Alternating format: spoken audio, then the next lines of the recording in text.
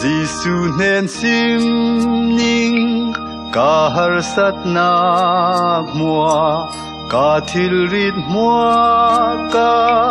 Phur thei lâu ding Aman song ding in A nen va suan ning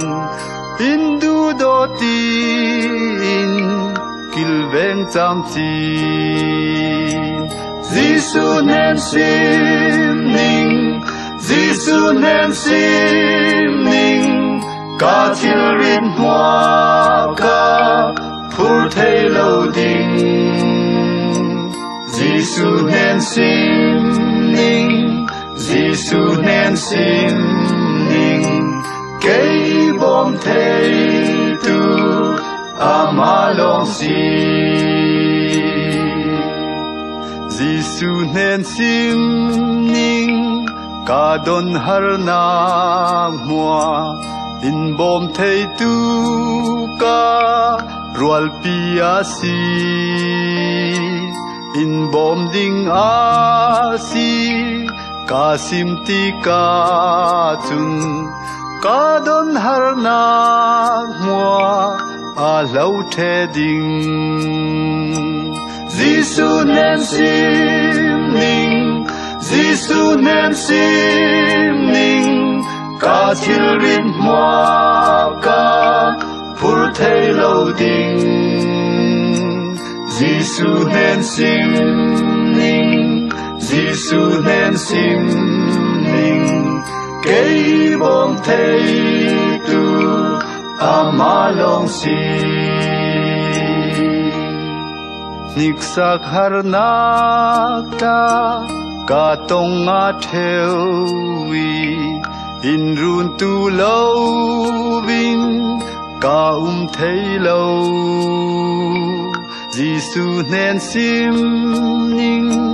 Jesuh nen sim ning Ama long a si Cây run thei Jesuh nen sim ning Jesuh nen sim ning Ka thil rit mua ka Phur thei lâu ding Jesuh nen sim ning Jesuh nen sim ning Cây bom thei tu ama long si Khô về linh lem sia Ka sia thei nak ding Ka lung sung nik sak Nakin naka Giang tik chan khala Ama ni bom ding Ani in kovel In nepi ding Jesuh nen sim ning Jesuh nen sim ning Ka thil rit mua ka